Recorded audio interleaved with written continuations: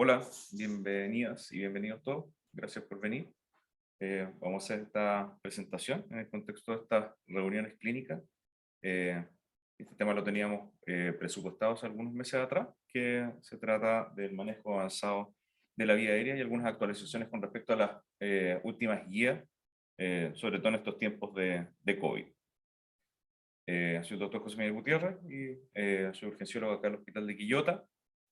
Vamos a partir la presentación.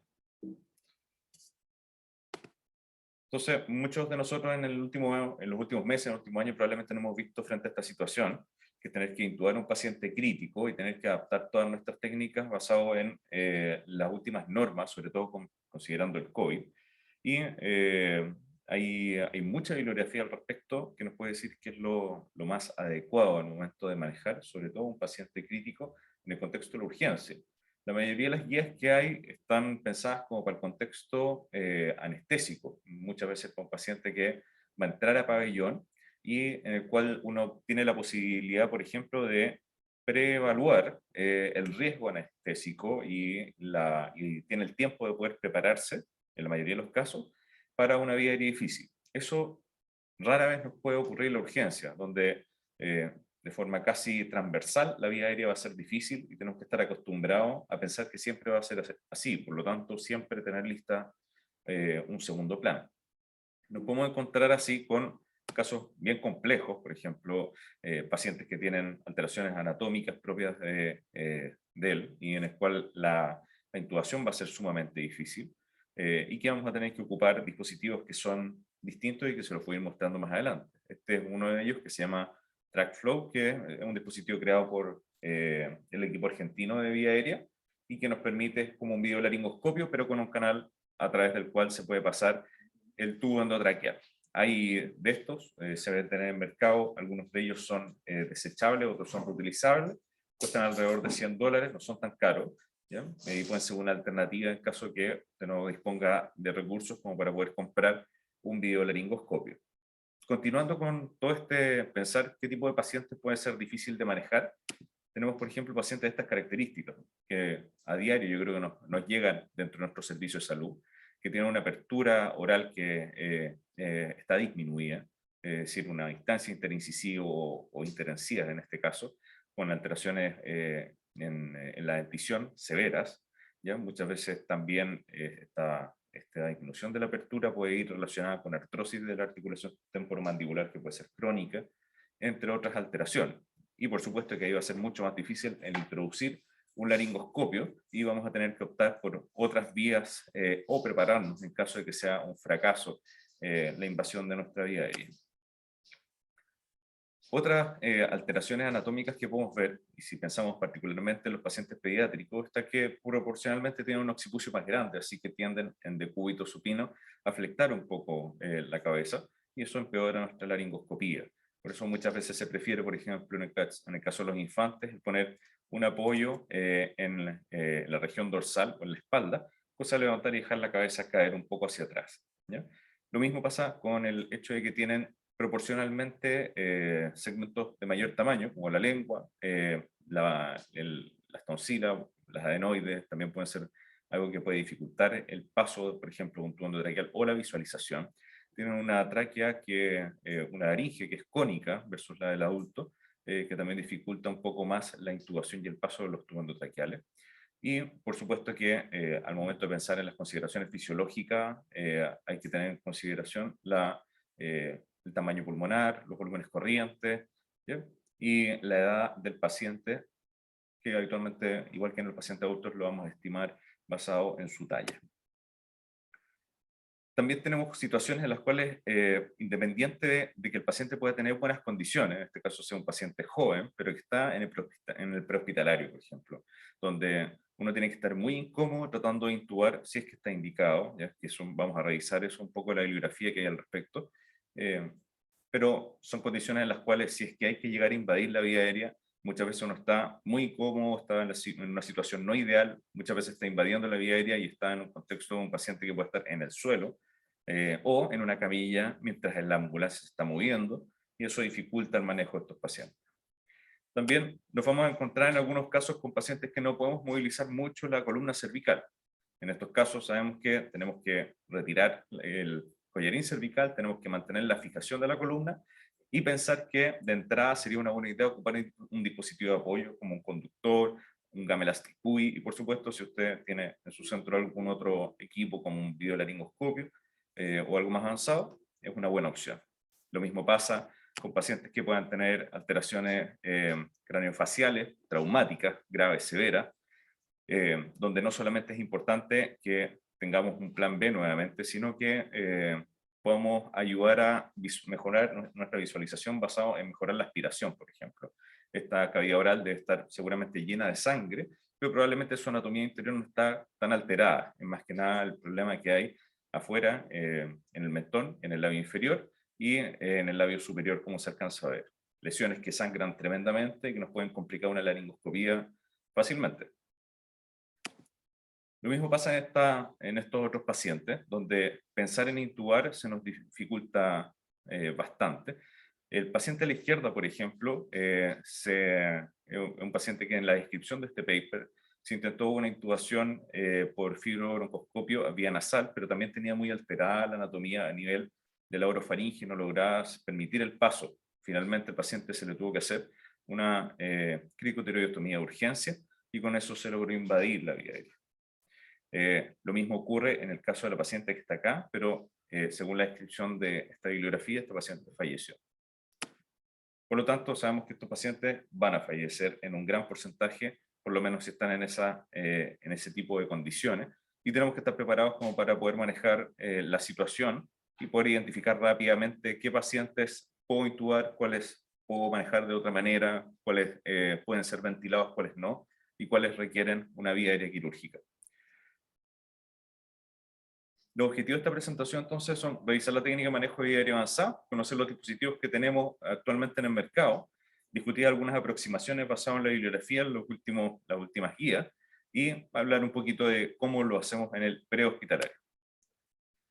La primera cosa es volver a recordar las 7P de la secuencia rápida de intubación, donde nos preparamos de forma, ojalá lo más calmada y completa posible, una preoxigenación que tiene que también contemplar la posibilidad de tener que reoxigenar al paciente y también de aplicar la técnica Node de SAT, que la vamos a hablar en detalle un poquito más adelante. ¿Ya?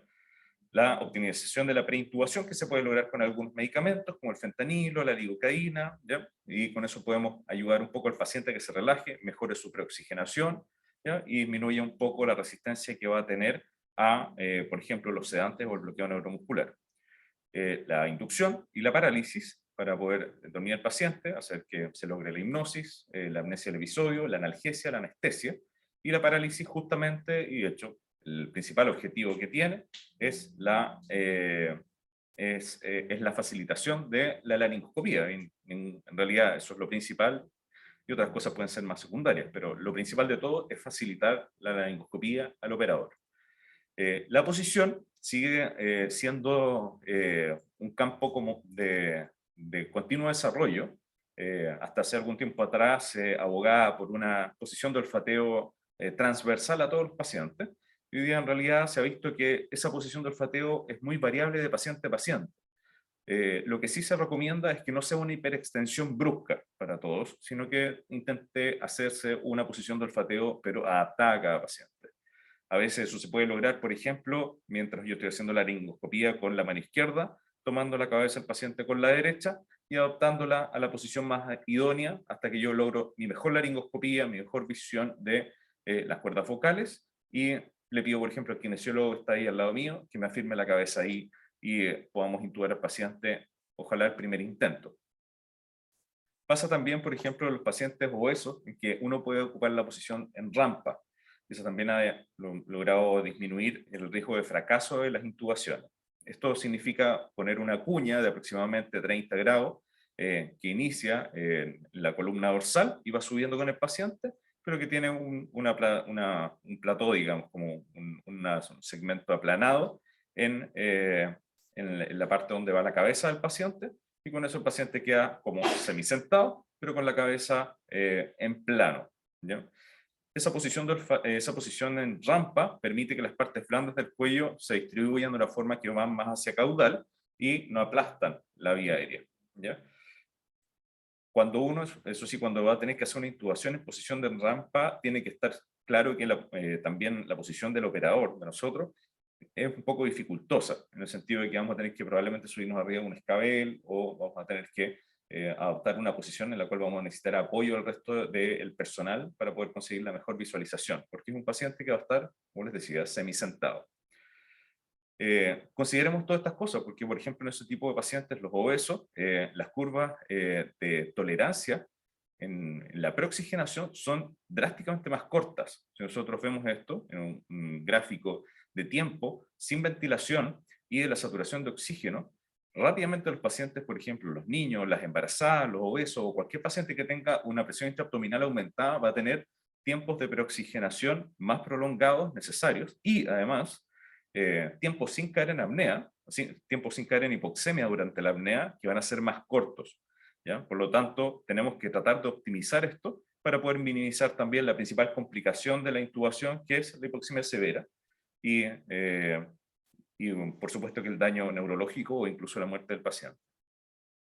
Finalmente, vamos a instalar al paciente, le vamos a poner el tubo endotraqueal y vamos a continuar con el manejo de la posintubación, ya sea con una buena sedación, si es que tiene indicación de bloqueo, y tratando de verificar que el tubo esté bien fijado, bien posicionado, que esté ventilando hacia ambos bronquios, y ojalá también se pueda continuar con el entrenamiento continuo de cada uno de ustedes en ecografía, que también es una herramienta interesante para poder verificar la posición del tubo, verificar si, por ejemplo, el tubo quedó mal instalado, se fue hacia el esófago, y también poder verificar si está simétrico, lo que normalmente llamamos en la ecografía pulmonar el lung sliding, es decir, el frote de la pleura visceral con la parietal en la ecografía. Nosotros podemos ver que puede estar simétrica en un paciente que está bien intubado. En cambio, en un monobronquial derecho, por ejemplo, vamos a ver un lung sliding a derecha y poco movimiento a izquierda. Eso puede ser evaluado de forma concomitante o para poder confirmarlo con la ocultación o con la radiología convencional, y luego eso nos ayuda a poder tener un correlato para poder reposicionar ese tubo y dejarlo en la mejor posición posible.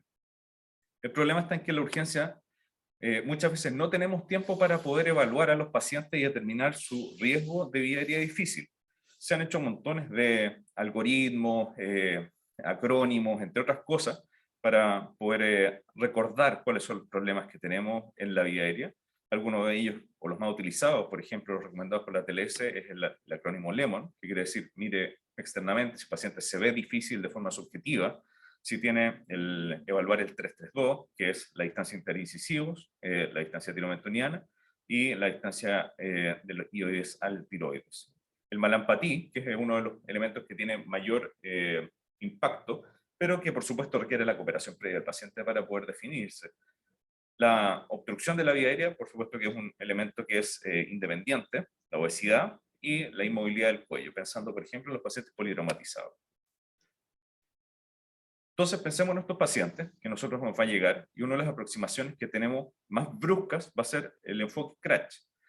El enfoque CRATCH quiere decir cuando, por ejemplo, nos llega un paciente que está posparo de la calle, o que lo acabamos de recuperar de la calle, y que su nivel de conciencia está muy bajo, en el cual el uso de un sedante puede que sea potencialmente más nocivo que adecuado, y en realidad lo único que yo necesito es mejorar mis condiciones para la laringoscopía. Por lo tanto, no es para todos los pacientes, son para pacientes habitualmente que están en estado extremadamente grave, con un nivel de conciencia muy, muy deprimido, en los que la sospecha principal es que son pacientes que puedan tener parte de su descompensación por hipoxemia y que requieran rápidamente una intubación. ¿Ya? En ellos mantenemos la oxigenación, no continuamos con la preoxigenación. Sí podemos hacer una técnica de NODESAT, que es esto que yo les comentaba anteriormente, que se trata de poner una naricera sin humidificación a 15 litros solamente para agarrar espacio muerto anatómico y extender el tiempo sin que el paciente caiga en hipoxemia mientras lo tenemos en apnea por el bloqueo neuromuscular. Y eso dura un minuto, ¿ya? Así que no es nocivo, no está contraindicado, no es una cosa que se diga que no se puede realizar. Nuevamente les comento, vamos a hablarlo un poquito más en detalle más adelante. Si nosotros le ponemos ese bolo de succinicolina al paciente, logramos intubarlo, perfecto. Estabilizamos por lo menos esa parte. Si no, fallamos, vamos a tener que ir a los algoritmos de vía aérea fallida. Probablemente vamos a tener que, en ese caso, ventilar al paciente con un supraglótico o volver a intentar con otro operador. Y en el caso de que no logremos finalmente intubar al paciente, y si no se logra ni intubar ni ventilar, ya sea por dispositivos supraglóticos o faciales, vamos a tener que pensar en una vía aérea quirúrgica. Otros scores que son recomendados, por ejemplo, en pabellón, en las UCI, y cuando hay tiempo en las urgencias, el score de Macocha, que nos plantea que un puntaje de 0 es una vía aérea fácil, y un puntaje de 12 es muy difícil. Y entre medio, obviamente que hay un matiz de grises que uno tiene que ir valorando, pero nuevamente tiene las grandes problemáticas que, por ejemplo, muchos de nuestros pacientes no nos van a poder cooperar con el malampatí, que en este caso es uno de los puntajes que más impacto da.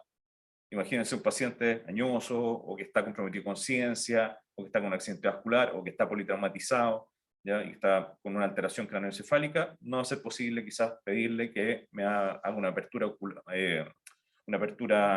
oral adecuada como para poder evaluar este punto.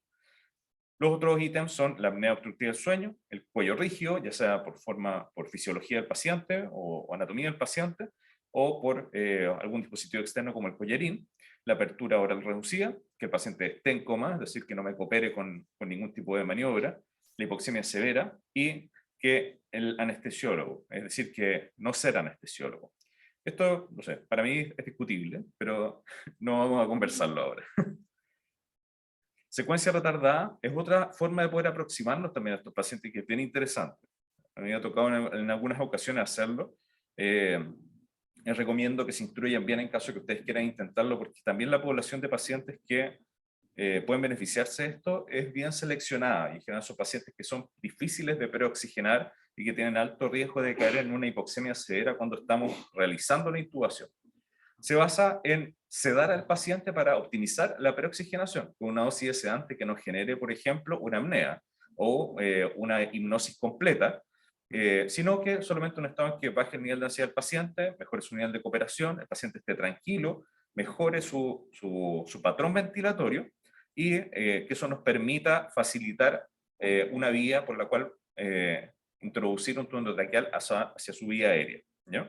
Como dice acá, por ejemplo, esta es una de tantas sugerencias, es que es ocupar, por ejemplo, ketamina. En otros protocolos ocupan remifentanilo, por ejemplo.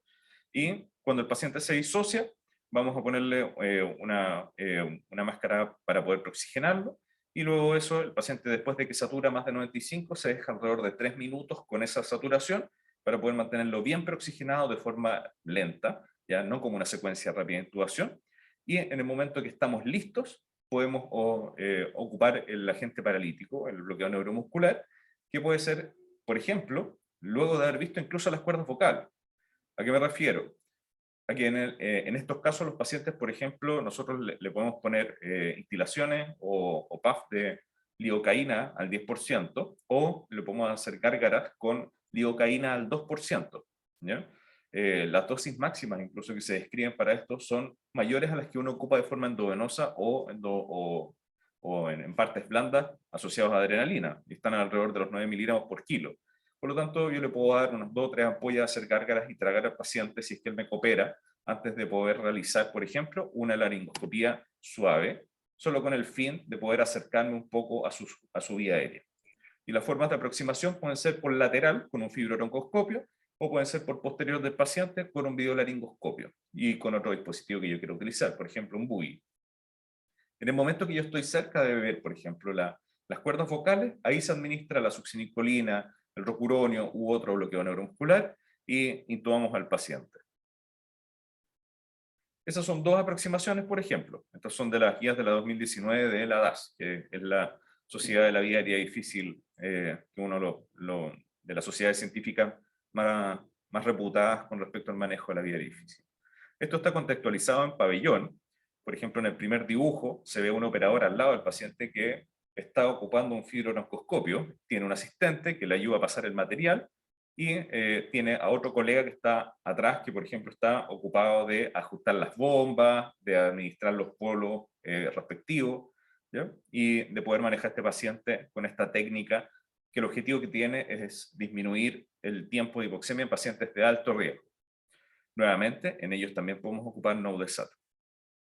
Una aproximación que quizás es más cercana a la de nosotros es con el operador a la cabeza, ¿ya? Considérese que estos pacientes podemos ponerle un poco de sedación, como yo les decía, que puede ser, por ejemplo, ketamina, el paciente se le va a instilar un anestésico local vía tópica, y con eso vamos a poder intentar hacer una laringoscopía suave, no brusca, y una vez que logremos, por ejemplo, la visualización del epiglotis o parte de las cuerdas vocales, le pasamos el bloqueo neuromuscular, optimizamos nuestra laringoscopía y finalmente intubamos al paciente.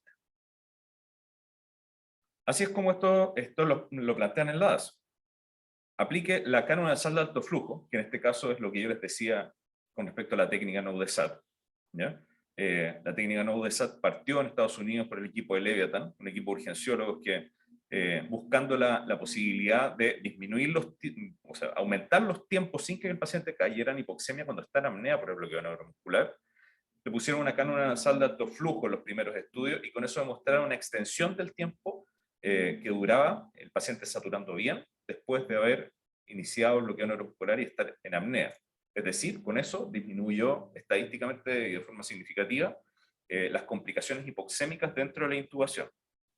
En estudios siguientes, Leviathan hizo lo mismo con una cánula nasal común y corriente, una naricera de las que hay en cualquier posta y en cualquier lugar de este país. Y lo que hizo es que la conectó de igual manera al muro sin humidificador y le dio 15 litros o más incluso. Y con eso el objetivo era generar oxigenación apnéutica y barrido de espacio muerto anatómico, de CO2 y de nitrógeno para poder generar una oxigenación pasiva y así extender mi periodo de seguro durante la intubación sin que el paciente caiga en hipoxemia. Así que metámonos esto en la cabeza porque es una idea excelente como para poder disminuir las complicaciones. Consejo frente a eso, nosotros podemos tener al paciente preoxigenado, por ejemplo, si estamos haciendo una secuencia rápida de intubación, y le tenemos puesta al mismo tiempo, aparte de una mascarilla de reservorio, por ejemplo, le tenemos puesta la naricera, y la naricera está desconectada.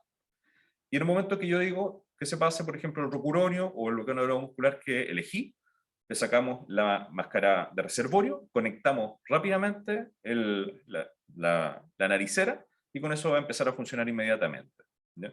Y vamos a mantener una oxigenación pasiva mientras intentamos la intubación.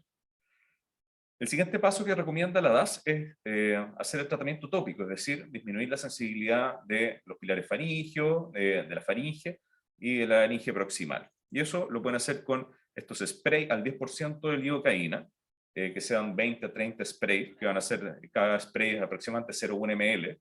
¿Ya? Y lo segundo tiene que ver con, si usted no cuenta con eso en su centro, el hacer gárgaras y luego pedir tragar lidocaína al 2%, pero considerando las dosis máximas que hemos conversado anteriormente, que ojalá no pasen o sobrepasen los 9 miligramos por kilo de administración tópica, y tener súper claro que si uno se pasa, puede generar una intoxicación por anestésicos locales, ¿ya? Se dará al paciente, por ejemplo, esto es lo que les decía, la AS recomienda remifentanilo, y en otros lados se recomienda ketamina. En nuestro setting de la urgencia es mucho más recomendable la ketamina, ¿ya? Porque su activación adrenérgica, por su estabilidad hemodinámica, ¿ya? Y puede ser como una mejor opción, por supuesto, a no ser que esté contraindicada, ¿ya? Y al momento de realizar esto, la DAS plantea dos opciones. Una de ellas es que sea con el paciente sentado y otra que sea con el paciente acostado, tener listo todo tipo de material, plan B, C, D, todo. Estar súper preparado para lo peor que pueda ocurrir. Tener lista la aspiración y tener una aproximación que puede ser vía fibrobroncoscopio o una que puede ser vía biolaringoscopio. Cuando es vía fibrobroncoscopio, vamos a tener al paciente en lateral del paciente. En cambio, cuando va a ser por biolaringoscopio, va a estar atrás. Aspiramos a tener en el futuro, en las urgencias de alta complejidad, fibrobroncoscopio, ¿ya? Porque todas las guías recomiendan que los carros de vía aérea difícil tengan al menos uno. ¿Qué puede salir mal mientras estamos preoxigenando al paciente? Que se obstruya, que se reverse la sedación, por ejemplo, que requiera un aumento de la FiO2. Cuando estamos haciendo la topicalización, lo peor que puede pasar es que el paciente se intoxique con anestésicos locales. Cuando estamos ocupando la sedación, considerar que el paciente puede tener eventos adversos el mismo, y en el caso del mismo momento en el cual vamos a hacer la invasión de la vía aérea, hay que considerar el límite de intentos, el 3+1, que 3 intentos más, luego pasarse a alguien con mejor expertise. El abandonar el procedimiento, que era lo que yo les comenzaba anteriormente, empezar a ventilar al paciente hasta que se le pasa el efecto de las drogas y estabilizarlo, el aspirar, el pensar en una ruta alternativa, el cambiar el tipo de tubo endotraqueal o ocupar un adyuvante como el gamelastic buoy o el conductor, y llamar a alguien, obviamente, que tenga mejor o mayor experiencia. Así finalmente se plantea esta técnica que puede tener una aplicación interesante en la urgencia, que si en caso de que falle, vamos a pedir ayuda al resto de nuestro equipo, paramos la sedación, le damos oxígeno al 100%, que eso ya lo estábamos haciendo previamente, paramos, ¿ya? Y posponemos la intubación, o en otros casos podemos plantearnos el hacerlo vía otra alternativa, puede ser vía laringoscopía tradicional, o finalmente ponerle un dispositivo supraglótico. Y en caso de que todo eso fracase, el paciente va a tener que accederse a vía aérea quirúrgica. En detalle, y en resumen, esta técnica que ha cambiado un poco el manejo de estos pacientes. Hemos tenido, por ejemplo, pacientes acá en la urgencia con buenas condiciones, que con técnica NodeSat y con una naricera común y corriente han estado sin desaturar 4, 5 minutos, 6 minutos, 7 minutos, y hemos podido hacer todo con toda calma y el paciente sigue saturando 100% a pesar de estar en apnea. Por supuesto que no es lo recomendable, ¿ya? Queremos que el paciente llegue a una ventilación adecuada, pero lo que voy con esto es que nos da una ventana de tiempo extendida para poder hacer nuestra laringoscopía tranquilos, ¿ya? Y más tranquilo significa una mejor técnica, significa poder acomodarme mejor para una mejor visión laringoscópica, y con eso vamos a tener una intubación más exitosa. Como les decía, Leviathan inicialmente lo hizo con cánulas nasales de alto flujo, nosotros lo podemos hacer sin ningún problema, y las publicaciones lo avalan, con una naricera a 15 litros o más, sin humidificador, en el periodo comprendido entre que uno retira la máscara con la cual está realizando la preoxigenación y el momento en el cual ya intubó al paciente.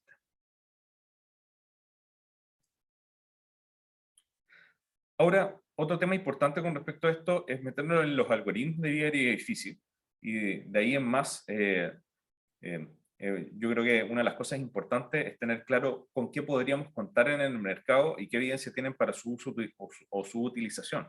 Siempre los algoritmos de vía aérea difícil hablan de que en el momento de la intubación por secuencia rápida, por ejemplo, se intente una intubación común y corriente, pero si no, entremos a el algoritmo de vía aérea fallida, que como habíamos hablado anteriormente, significa llamar a otra persona que tenga más expertise, o ocupar un supraglótico, o ir a la vía aérea quirúrgica.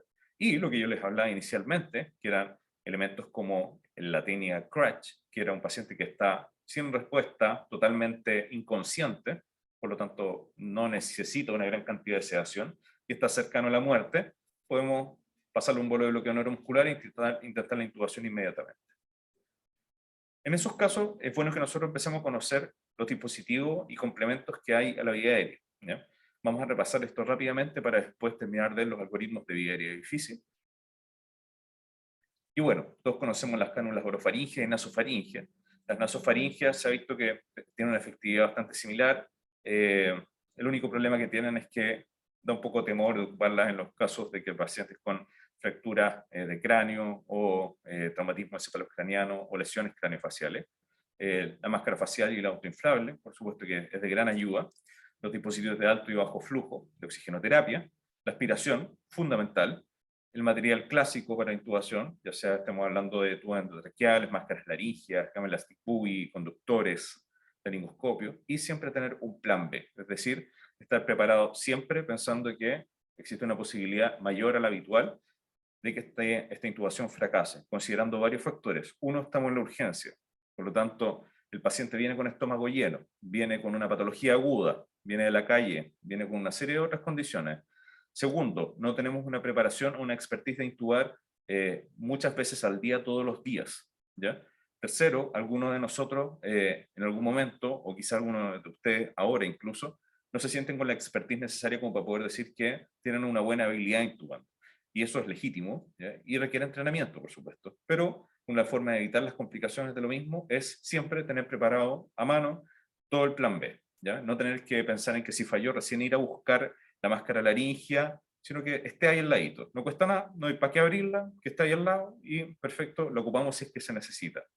Obviamente que las recomendaciones son ábrala y pruébala para ver que no está rota, pero considerando nuestro setting de recursos limitados, sería bueno tenerla ahí de todas formas a mano y probarla rápidamente solo si es necesario. Este el estilete o guía, que a muchos les gusta, ofrece una facilidad en la intubación para a quienes les cuesta, por ejemplo, pasar el tubo, porque al momento de introducirlo logran a veces una buena visualización de las cuerdas vocales, pero el tubo se les va hacia abajo y se va hacia el esófago, ¿ya? Es una buena alternativa, se recomienda darle una forma de hockey, pero dentro de su técnica hay algunos ítems que son sumamente importantes. Uno de ellos es que la punta nunca sobrepase la abertura del tubo endotraqueal, es decir, que el alambre no se asome por el tubo en la parte más distal. Lo segundo, que es sumamente importante, es que este estilete no está hecho para que el tubo ingrese hasta la tráquea, está hecho para ser insinuado a la laringe. Hay casos tremendos que han ocurrido por haber introducido bruscamente estos estiletes en la vía aérea. Muchos de ellos, las principales complicaciones que tienen son las lesiones de vía aérea inferior, principalmente de tráquea, ¿ya? Con las consecuentes complicaciones. Estamos hablando de neumomediastino, neumotórax a tensión y mediastinitis también, ¿ya? Por ejemplo, este paciente se intentó una intubación, se logró intubar, pero en el paso de intentar introducir el tubo endotraqueal a la tráquea, no se retiró el estilete. Y ese trauma de introducir un tubo rígido rompió la tráquea entre anillo y anillo, generando un neumomediastino con gran efisema subcutáneo y que evolucionó en los días siguientes con una mediastinitis y el paciente falleció, ¿ya? Entonces, considérese esto al momento de utilizar el estilete. Es una buena herramienta, pero como todo, tiene sus riesgos y no está hecho para ser introducido totalmente en la vía aérea.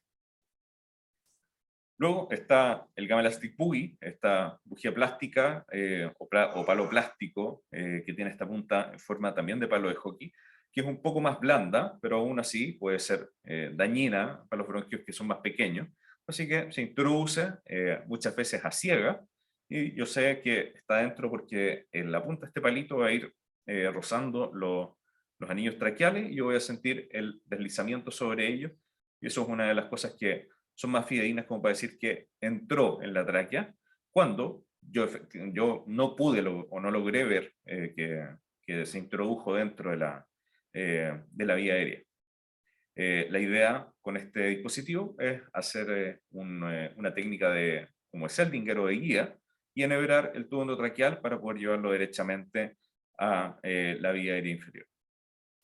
Para eso es recomendable que uno no retire el laringoscopio cuando está puesto el buí, cuando está pasando el tubo, pero netamente con el objetivo de sacar del medio las partes blandas y que el tubo pase más suavemente. Y tenemos otros elementos como estiletes rígidos, están los Bonfields, están los Clarus, los Chicani, que no están muy disponibles en el país, y que están más asociados con un uso dentro de pabellón. Los fibronocoscopios o los broncoscopios. Deme un segundito, por favor.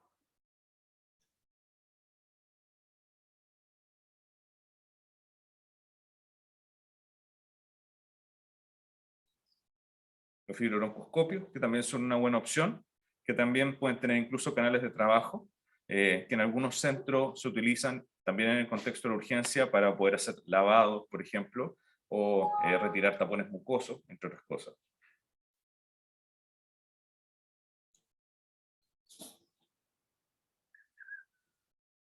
Sí, quedó pegado. Don Alex, tu computador está pegado a este computador.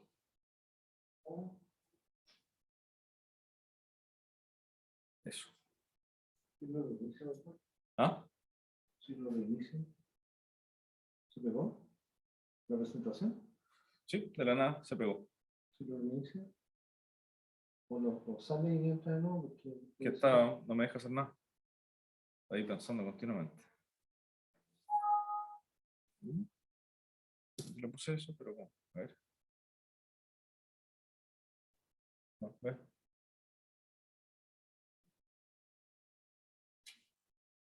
Disculpen, enseguida continuamos.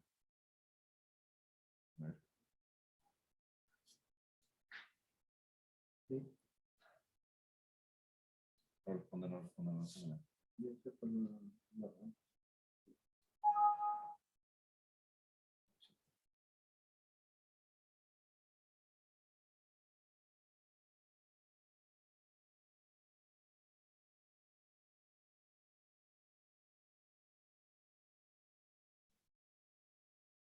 Ahí sí. Gracias.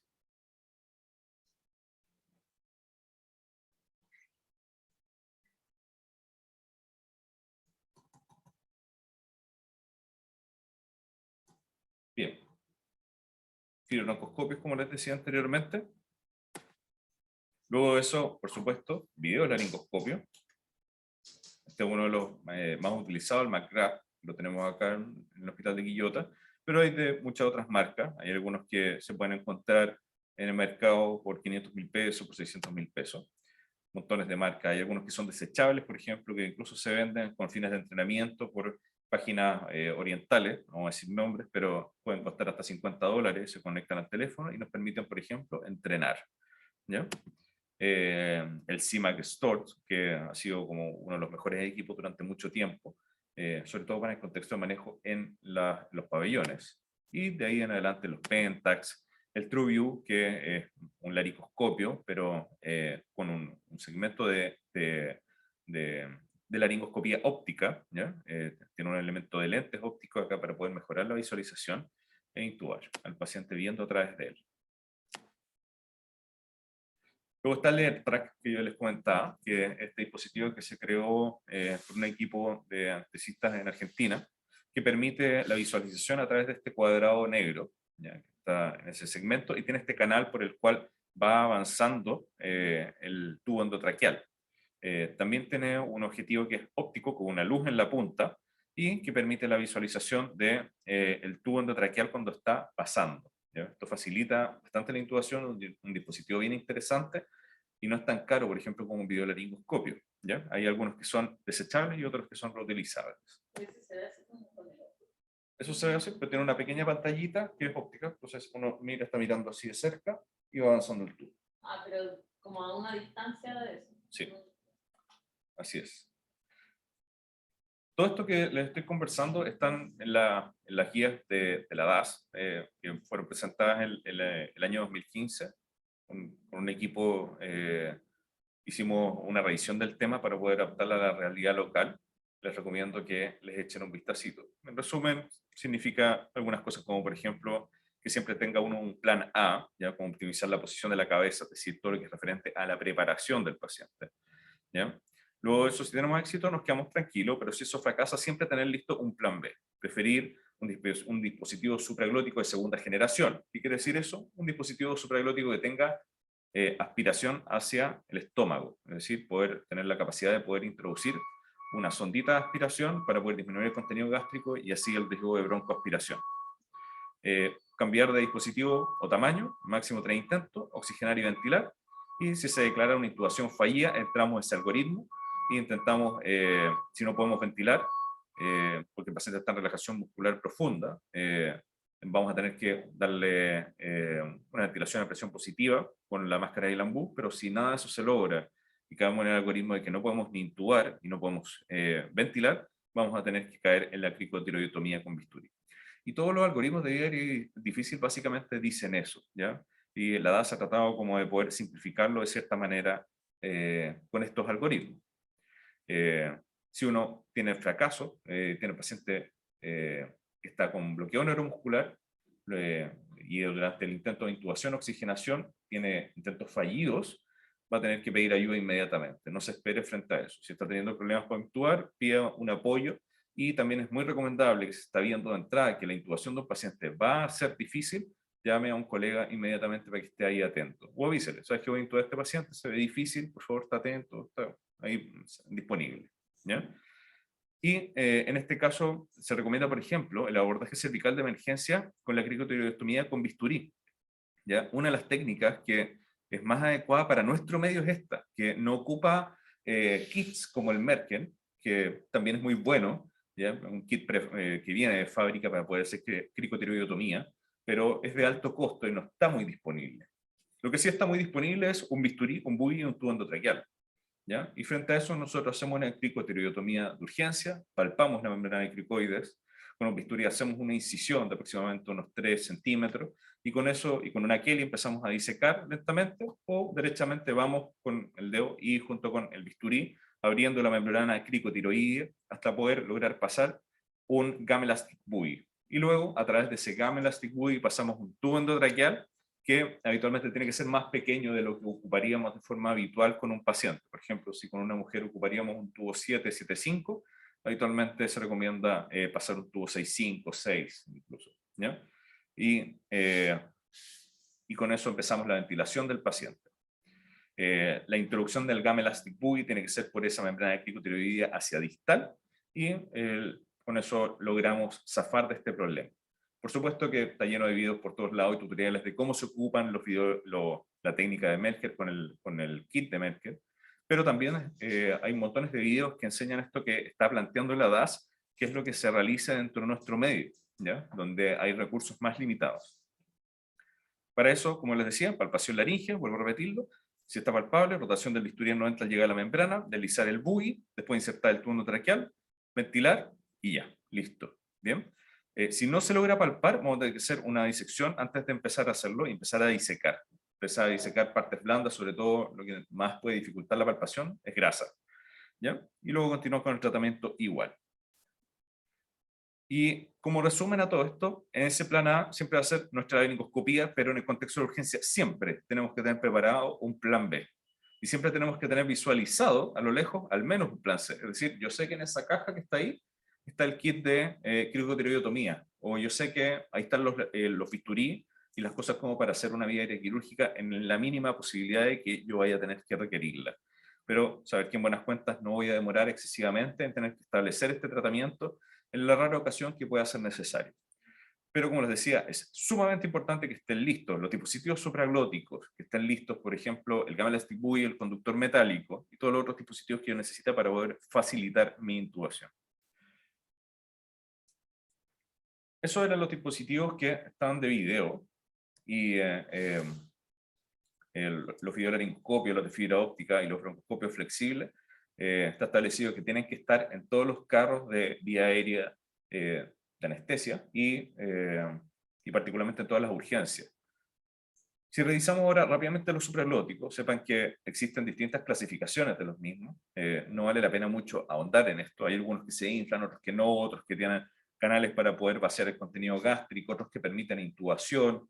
Los de primera generación, que son los que están más ampliamente difundidos en Chile, solamente permiten un sello perilaringio con un CAF inflable, sin sello esofágico y sin posibilidad de poder vaciar el contenido estomacal y tampoco posibilidad de poder intubar. Entonces es un dispositivo bien rudimentario, ¿ya? No disminuye el riesgo de broncoaspiración, por lo tanto si ese paciente tiene el estómago lleno va a broncoaspirar, menor cantidad probablemente, pero va a broncoaspirar, ¿ya? Así que es un dispositivo que tiene que ser de salvataje, no es nuestra primera línea en el contexto de la urgencia. Hay algunos que son reutilizables, pero que también estos mismos pueden venir en su versión desechable. Por ejemplo, el desechable de las LMA Classic es el Unique, entre otros, ¿ya? Que es el que más utilizamos, este que está acá. Yo creo que todos lo han visto en alguna ocasión. La forma de instalación de la máscara de laringe la repasamos rápidamente. Se toma como un lápiz y la abertura queda mirando hacia la lengua del paciente. Se empuja completamente el dedo hasta llegar a la orofaringe haciendo el rol como de una guía, y luego con la otra mano se empuja hasta que topa, ¿ya? Con cierta firmeza, nada con brusquedad, nada con extrema fuerza, ¿ya? Y donde queda, quedó. Ahí se infla el CAF y se inicia la ventilación. Esto, de cierta manera, es lo mismo que ventilar al paciente con la máscara facial y el ambú, pero a un nivel más cercano, a nivel de la glotis, ¿ya? Así que considérese un dispositivo de salvataje. Acá está esta versión desechable que yo les decía anteriormente. Estas que son de segunda generación. La primera que salió es la ProSil, que incluía este canal a través de esta puntita que permitía meter una sonda de aspiración y disminuir el contenido gástrico. Y luego salió esta, la LMA Supreme, que logra hacer lo mismo y es un poco más rígida, tiene una ligera diferencia en cómo se debe instalar, ¿ya? Hay otras que tenían un introductor y que nos permiten hacer las mismas funciones que yo les decía anteriormente. Luego empezaron a aparecer algunos dispositivos que todavía se consideraban de segunda generación. Este fue uno de los primeros que apareció, que se llama Fast Track, que fue en la primera máscara laringe que permitió intubación orotraqueal. Eso a través de esta manilla que tiene en la parte de arriba, uno manipula el nivel de sello que se obtenía entre la máscara laríngea y la laringe, e introducía unos tubos que eran especiales, que eran unos tubos anillados más pequeños, y que se retiraba el segmento del pin adaptador al ventilador mecánico o a la bolsa Zambú inflable, y tenía un punzón a través del cual se empuja para poder introducir con tranquilidad el tubo endotraqueal y retirar la máscara laríngea. Hoy en día, los dispositivos de máscaras laringeas y tubos laringios, muchos de ellos, los que son considerados de tercera y cuarta generación, tienen la opción de poder intubarse a través de ellos, ¿ya? Así que considérese eso dentro de los stocks de sus equipos. Como les decía, está este punzón que yo introduzco el tubo queda introducido adentro de la tráquea, y luego yo tengo el problema de tener que sacar este dispositivo. Entonces, yo sigo ventilando a través de este punto, pero oxigeno nuevamente al paciente, desconecto, empiezo a empujar, pero yo logro empujar hasta ahí nomás. Entonces, para continuar ayudándome empujando el tubo sin que se salga, ocupo este punzón, y el punzón me ayuda a empujar el tubo para adentro mientras yo saco la máscara laríngea, y con eso evito la extubación accidental del paciente. Así quedaría una máscara laríngea anatómicamente, ¿ya? Para que uno se lo pueda imaginar más o menos cómo queda. Y en este caso una fast track que tiene esta manilla atrás, en la cual uno logra hacer la intubación a través del mismo dispositivo. Esto es lo mismo, como ustedes pueden ver, estos son los ejes de la vía aérea. Acá la máscara laríngea queda mirando justamente hacia la glotis y la epiglotis que está acá, y ventila directamente en ese segmento. Las que se consideran actualmente de cuarta generación son máscaras laringeas que tienen un sello anatómico autoinflable que permite la intubación en todas sus versiones. Por ejemplo, esta, que uno le saca el adaptador acá y puede permitir el paso de cualquier tubo endotraqueal, ¿ya? Obviamente del tamaño adecuado para esa máscara laringea. Esto es un resumen pequeño que se lo voy a dejar para que después puedan revisarlo con calma más adelante. Finalmente están estos otros dispositivos que están descontinuados, que solamente para que sepan que existían, y están estos otros dispositivos que son de sello faríngeo con CAF. También existían estos dispositivos que se llamaban el CAF Oropharyngeal Airway y el COBRA, que son básicamente máscaras laringeas de distinto tipo, ¿ya? Esto es como una cánula mayo, pero que tenía solamente un sello faríngeo. Entonces, generaba un alto riesgo de no solamente ventilar, sino que además de aumentar el contenido gástrico. Así que se descontinuó por su alto riesgo. Este es el dispositivo COBRA, que es lo mismo. Básicamente administraba oxígeno, pero no generaba un sello perilaringio, sino que solamente mandaba un poquito de aire. Era como una oxigenación amniótica, y mucho del aire se iba hacia el esófago. Por lo tanto, aumentaba el riesgo de broncoaspiración. La desventaja, entonces, como decíamos, el riesgo aumentado de regurgitación y aspiración. Y el CAF, lo bueno que tenían era que el CAF sella perpendicularmente la vía aérea, pero en realidad se vio que eran más nocivas que beneficiosas, ¿ya? Y esto es interesante, estos dispositivos de sello faríngeo con un CAF, el sello esofágico, tienen dos CAF, uno que está a nivel faríngeo y otro que está a nivel esofágico. Por lo tanto, estos han demostrado disminuir el riesgo de broncoaspiración versus, por ejemplo, una máscara laringe clásica. No lo eliminan, no es lo mismo que un tubo endotraqueal, pero de todas formas es interesante su utilización. Esta fue una de sus primeras manifestaciones, que era el combitubo, y que han ido evolucionando hasta los tubos laringeos actuales, que quedan, como yo les mostraba anteriormente, con un CAF a nivel faríngeo y otro a nivel esofágico, disminuyendo el riesgo de broncoaspiración. Algunos de estos también permiten la intubación y también tienen algunos canales de trabajo para poder introducir una sonda de aspiración gástrica. Estas también son otras versiones más antiguas de los mismos, que son CAF faringios con CAF esofágico también para poder generar un sello local. Otra versión de los mismos, de otras marcas, el combitubo, que fue uno de los primeros representantes. Otra foto del combitubo.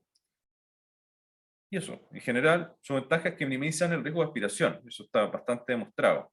La desventaja es que pueden ser medios traumáticos, sobre todo en el momento de inflar el CAF esofágico, pero su intubación es fácil, ¿ya? Su curva de aprendizaje es corta. Luego tenemos los dispositivos de sellos con preformado anatómico sin CAF. Dentro de ellos está, por ejemplo, esto que es el SLIPA, que llega, se introduce, pero no requiere un CAF. Tiene un sello anatómico que genera, se pega como una ventosa, por decirlo de alguna manera. No está muy disponible en nuestro medio. El que sí está más disponible es este, el iGel. El iGel, hay distribuidores en Chile, se introduce a ciegas hasta que topa con la misma técnica de una máscara laringia, pero no se tiene que inflar, ¿ya? Y es bastante efectivo, ¿ya? Quienes han tenido oportunidad de utilizarlo, por lo menos con quienes yo he conversado, han dicho que ha sido bastante satisfactorio su uso. Les voy a dejar este resumen de las ventajas y desventajas de cada uno de los dispositivos supra- e infragloticos que hay en el mercado, para no seguir dándoles la lata con este tema. Ya que revisamos todos los ítems que vamos a utilizar, ya sea como dispositivo, y hicimos un repaso rápido a través de los dispositivos supraglóticos, la siguiente pregunta es: ¿qué hacemos? Porque si nosotros nos ponemos a mirar, hay millones de algoritmos de vida difícil. Estas son las antiguas guías de la DAS, estas son las antiguas de la Sociedad Francesa, de la antigua Sociedad Canadiense, y así sucesivamente, y son todas parte de lo mismo. Si nosotros revisamos, por ejemplo, las últimas guías de la DAS que tiraron en el 2019, no las de vida aérea difícil, sino que las de vida aérea en el contexto del COVID, la mayor hincapié que hacen es a la protección del usuario, ¿ya? Al sellar el tubo, al hacer una rápida conexión al ventilador mecánico, por ejemplo, para que ustedes se puedan cuidar y tener siempre pensado que esto es una vía aérea difícil con alto riesgo de desaturación durante el intento de intubación, ¿ya? Por lo tanto, uno pensaría, ¿vamos a hacer no desata en este caso? En este caso es difícil pensar en hacer no desata a no ser que tengamos a un paciente, a un equipo que esté absolutamente aislado, porque esta técnica puede generar aerosoles. Así que pensemos en que la decisión de proceder, en el caso del paciente COVID, que está con mucha dificultad respiratoria, una de las opciones que tenemos para poder disminuir su riesgo de hipoxemia durante el procedimiento es sí, en él ocupar, por ejemplo, la intubación vigil, ¿ya? Darle un poco de sedación, mejorar su ventilación y su preoxigenación, y dar un tratamiento tópico local, intentar una laringoscopía suave, y luego de eso completar la laringoscopía con el bloqueo neuromuscular y la introducción del tubo. Acá les dejo también las mismas guías, son similares a las que están anteriores, estas están un poco más actualizadas, ¿ya? También está la secuencia rápida modificada de inducción, en el cual plantea este plan A, que significa la inducción o la elección del inductor y el bloqueo neuromuscular, el tratar de ocupar siempre un videolaringoscopio y luego pensar en ocupar dispositivos supraglóticos o intubar a través de un dispositivo supraglótico. También les dejo acá las últimas guías de la ASA, que no dice muchas cosas nuevas, la verdad. Un algoritmo bien complicado, un poco práctico, a mi ver, por lo menos. Pero puede que sea solamente un tema de opiniones, ¿ya? Para ir terminando, la vía aérea difícil que vamos a tener que enfrentar en estos pacientes se puede simplificar de la siguiente manera. Si usted sospecha una vía aérea difícil en el contexto de la urgencia, prepare todo su material. Si tiene un videolaringoscopio, sobre todo, ya tenerlo ahí a mano. Si sospecha que la ventilación del paciente va a ser difícil, con bolsa y en máscara autoinflable, por ejemplo, un paciente con alguna anomalía craneofacial o, por ejemplo, un paciente que tenga una barba muy abundante, considérelo y resuélvalo. Ejemplo, paciente COVID, ¿ya? Muy grave, paciente joven que tiene una barba grande, por ejemplo, afeítelo, ¿ya? Una cosa así de sencilla nos puede quitar un problema como una dificultad al momento de ventilarlo. El paciente se afeita antes de ser intubado, ¿ya? Además que es muy probable que ese paciente vaya a requerir igual, de todas formas, invasivos como catéteres venosos centrales, así que tiene que estar afeitadito, ¿bien? Piense en que si este paciente tiene un riesgo aumentado de aspiración, en cuyo caso, o de saturación, y en cuyo caso se podría beneficiar de una intubación vigil, ¿ya?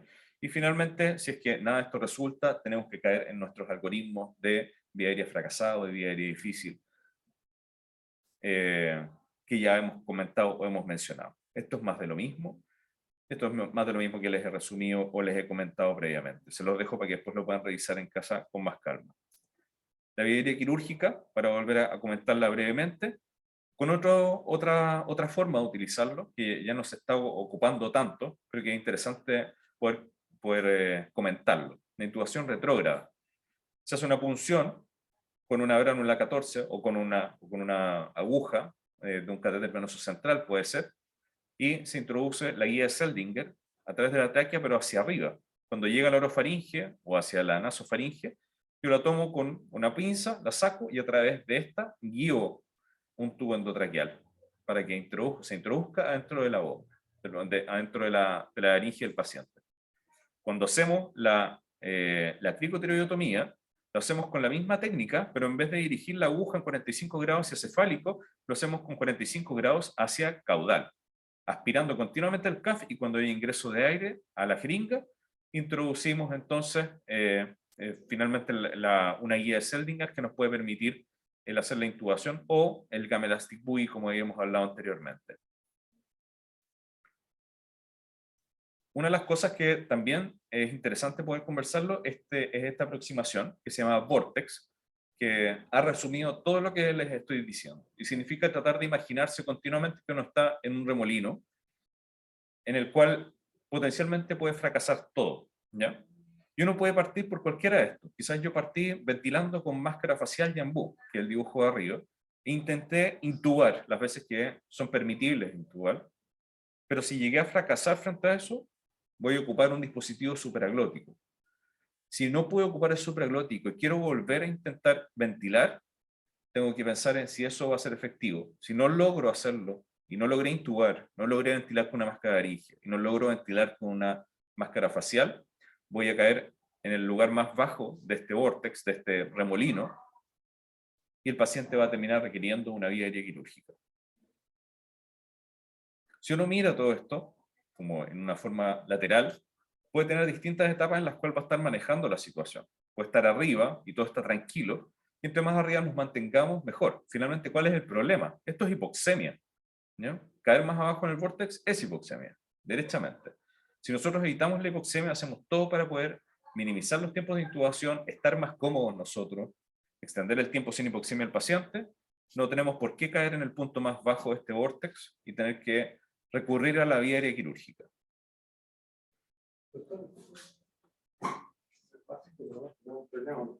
Una superposición de... Ya, estoy terminando. ¿Está bien? Sí. Finalmente está la evidencia que hay para prehospitalario. Por ejemplo, este paper habla de los pacientes que han estado con TEC grave. Se hizo un estudio prospectivo en casi 700 pacientes y se habló de que podía disminuir la mortalidad. Esto apareció publicado entre los años 80 y 90, pero después se vio que en realidad no era muy significativo, que estaba un poco manipulada esta información. ¿Qué se vio más adelante? Que en estudios mejores desde el punto de vista metodológico, aumentar la mortalidad cuando se hacía intubaciones prehospitalarias. O sea, aprovecho también que está el doctor Daniel Ortiz revisando esto, porque él también lo hemos conversado en varias ocasiones y estamos bien de acuerdo con que algunos operadores de SAMU a veces se precipitan en intubar pacientes que en realidad tendrían que ser manejados de forma más conservadora. Y a veces basta que el paciente sea ventilado, se le ponga una máscara de laringe y luego en un estado como más controlado, el paciente puede ser intubado.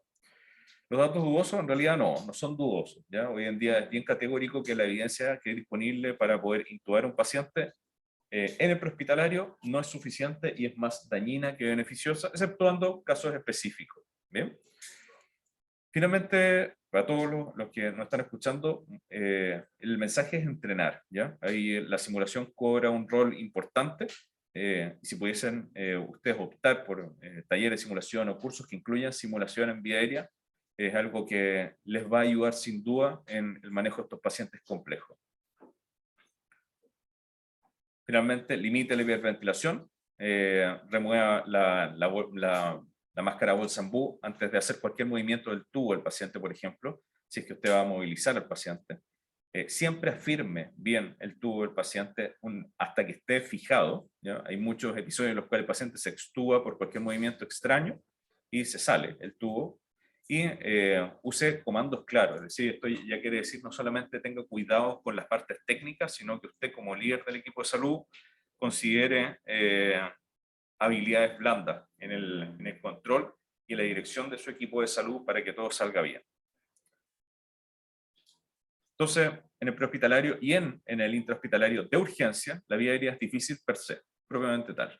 Así que siempre tenga considerado como resumen su plan B. No se intube de más, ¿ya? Sobre todo en el prehospitalario. No intubar si no hay suficiente entrenamiento tampoco. Mantener una óptima ventilación siempre.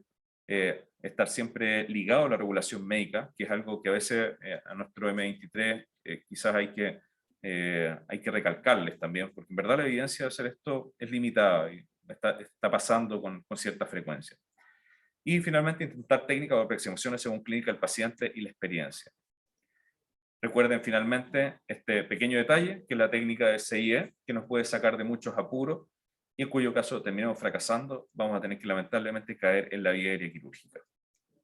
Eso, muchas gracias por su atención.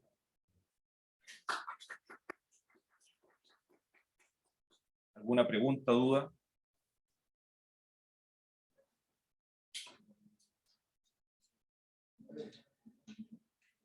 Bien, perfecto. Vamos a subir esto al canal de YouTube y al mail, ¿ya? Junto con la bibliografía, va a estar subido entre un par de días para quienes quieran volver a revisarlo. También va a tener un link hacia el drive que tiene los papers y la presentación.